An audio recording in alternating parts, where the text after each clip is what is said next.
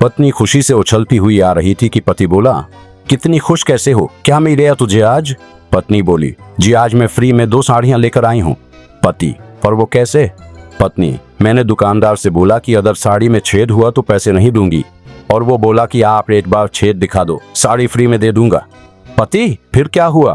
पत्नी शर्माती हुई बोली, फिर मैंने छेद दिखा दिया। पति दोनों साड़ियां चेक करने के बाद बोला, लेकिन साड़ियों में तो एक भी छेद नहीं है, तुमने कहां से छेद दिखा दिया?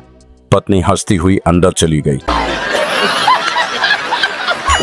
एक हैदराबादी परिवार में बेटा स्कूल से रोता हुआ घर आया। माँ ने घबरा कर पूछा, कायकू रो रहा? बेटा गुस्से में बोला, टीचर मारी मेरे को। माँ हैरान होकर बोली, कायकू मारी चुड़ैल तेरे को? बेटा बोला, मैं मुर्गी बोला उसको। माँ ने फिर पूछा, अरे कायकू ऐसा बोला रे? बेटा मासूमियत से जवाब दिया, कायकू बोले तो हर पेपर में अंडा दे रही मेरे को।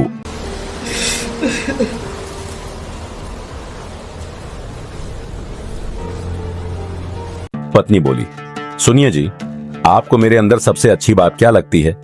पति बोला, मुझे तुम्हारी वो आदत बहुत अच्छी लगती है जब तुम सो जाते रही। नेवर। साली जीजा मार्केट जा रहे थे, तभी एक भिखारी वहां से गुजरा और आवाज लगाई, ए हुस्न की मलिका, अंधे को 5 रुपए दे दे। यह सुनकर जीजा साली की तरफ देखा और बोला, दे दीजिए साली साहिबा, बेचारा वाकई अंधा है।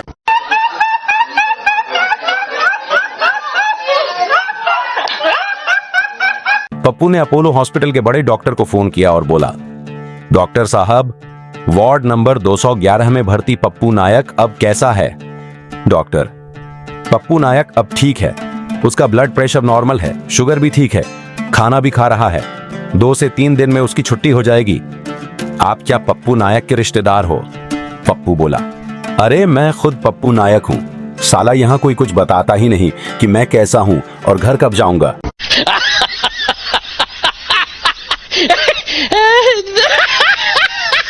टीचर, क्या बात है, कल कहा था मौजे बदलना, फिर भी नहीं बदले, आज भी वही बदबू आ रही है। स्टूडेंट, बदले हैं सर। टीचर, झूठ बोल रहा है। स्टूडेंट रोते हुए, सर दाहिने पैर का मोजा बाएं में और बाएं का दाहिने में पहन लिया था सर। टीचर, घर जाओ, कल नए मोजे पहन कर आना। स्टूडेंट, ठीक है सर। तीसरे दिन, टीचर, क्या बात है, आज तो नए मोजे पहने हो, फिर भी वही बदबू क्यों आ रही है क्लास में? स्टूडेंट, सर आपको यकीन न हो इसलिए पुराने मोजे पैंट की जेब में डालकर ही साथ ले आया हो।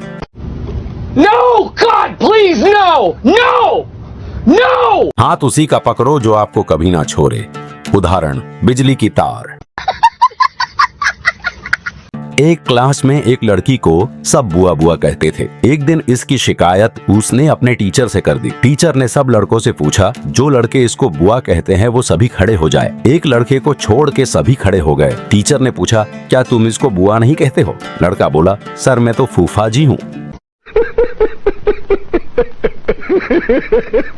पापा और बेटा मार्केट गए थे। अचानक बेटे ने देखा कि पापा की पैंट की चेन खुली है। बेटा, पापा आपकी पैंट की चेन खुली है। पापा, चुप रहो, ऐसे नहीं बोलते, कहना चाहिए आपका मेकअप बॉक्स खुला है। अगले दिन वही घटना दोबारा हुई। बेटा, पापा आपकी लिपस्टिक बाहर आ गई है। गजब बेइज्जती है। अब में व्हाट्सएप पे ये मैसेज फैला कि कर्फ्यू लगने वाला है, पेट्रोल पंप बंद रहेंगे, अपनी गाड़ियां फुल करा लो। सारे पंजाबी गाड़ियां लेके लाइन में लग गए। एक बूढ़ा आकर चिल्लाया, अरे गधों, जब कर्फ्यू ही लग जाना है तो गाड़ियां क्या अपने बेडरूम में चलाओगे? फिर क्या? पंप छोड़कर ठेकों पर लाइन लग गई। जज ने पप्पू से पूछा, तुमने धोबी की बीवी की इज्जत क्यों लूटी? पप्पू बोला, मैं प्रेस करवाने गया था। धोबी ने कहा, मैं खाना खा रहा हूँ, मेरी स्त्री गर्म है, तुम ही मार। कंपनियों का दोगलापन तो देखिए, क्रीम पाउडर के ऐड में लड़कियों को लेते हैं और बवासीर, खाज, खुजली के ऐड में लड़कों को। मस्त जोक मारा रे, ये हंस रहे हलकट हंस। आज 2 घंटे तक भैंस को पानी में नहलाया, बड़ी मेहनत से उसे साफ किया, लेकिन जैसे ही नहलाकर छोड़ा वह सीधा कीचड़ में लौट गई।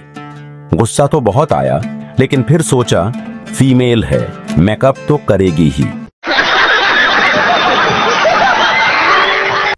एक राजस्थानी बीवी सुबह सुबह झाड़ू लगा रही थी। पति कमरे में बैठा था। बीवी बोली, थोड़ा सा रज जाओ। पति उठकर बरामदे में चला गया। थोड़ी देर बाद बीवी फिर आई और बोली, थोड़ा सा रज्जो। पति उठकर आंगन में चला गया। थोड़ी देर में वो वहां भी झाड़ू लगाने आ गई और बोली, थोड़ा सा रज्जो। पति चुपचाप घर से बाहर चला गया। 3-4 दिन तक कोई अता पता नहीं। पत्नी परेशान। 5वें दिन पति का फोन आया, मैं जोधपुर में हूं और सरकू के। राजा जी अपनी शक्तियों का पूरा इस्तेमाल कर रहे हो। भाभी बोली, सुनिए देवर जी, लड्डू के भैया ने हमारा बैंक में खाता खुलवा दिया है। देवर बोला, अच्छा भाभी जी कौन सी बैंक में?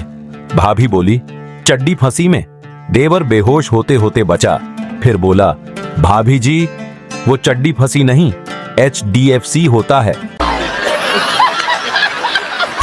चमेली भाभी ने चाट की दुकान खोली। दुकान खोलते ही ग्राहकों की लाइन लग गई, क्योंकि बोर्ड पर लिखा था, सिर्फ 10 रुपए में चमेली भाभी की चाट लो। भाई मजा आया। छगन अपने खेत में गया हुआ था। वहां कुएं की जगत पर बैठे एक मेंढक से उसकी बहस हो गई। मेंढक, तुम्हारे पास दिमाग नहीं है? छगन, है। मेंढक, नहीं है। छगन, है। मेंढक, नहीं है, नहीं है, नहीं है। और इतना कहकर मेंढक कुएं में कूद गया।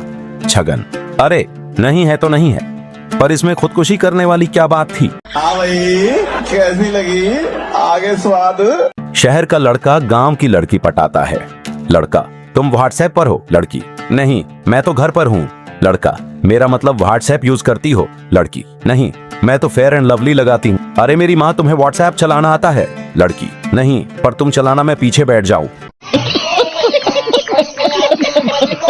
एक पिता ने अपने बहुत ही शरीफ बेटे से कहा, बेटा मैंने तेरे लिए एक लड़की देख ली है, वो बहुत ही रूपवती है, गुणवती और सरस्वती है। बेटा बोला, पिताजी मैं उससे शादी नहीं कर सकता हूँ। पिता बोला, क्यों? बेटा बोला, क्योंकि जिसे मैं चाहता हूँ वो गर्भवती।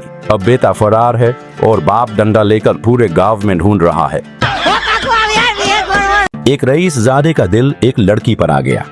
उसने लड़की के पिता के पास यह प्रस्ताव भेजा कि अगर वह अपनी बेटी की शादी उससे कर देगा तो वह लड़की के वजन के बराबर सोना देगा। लड़की के पिता ने जवाब दिया कि मुझे कुछ वक्त चाहिए। रईस ज़ादे ने पूछा, सोचने के लिए? लड़की के पिता ने कहा, नहीं, लड़की का वजन बढ़ाने के लिए। शाबाश बेटा, बहुत बढ़िया।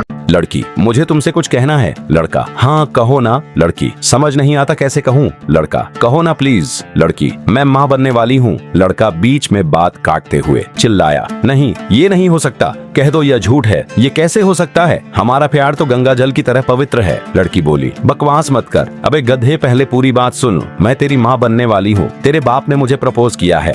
अब अगर तुम लोग नए हो तो सब्सक्राइब करो, वो जो लाल वाला बटन है उसके साथ स्कैम करो या फिर महफिल जमाओ, मुझे नहीं पता, बस क्लिक हो जाना चाहिए। अब मैं भी जा रहा हूं, मुझे पार्क में स्टंट्स मारने जाना है। बाय।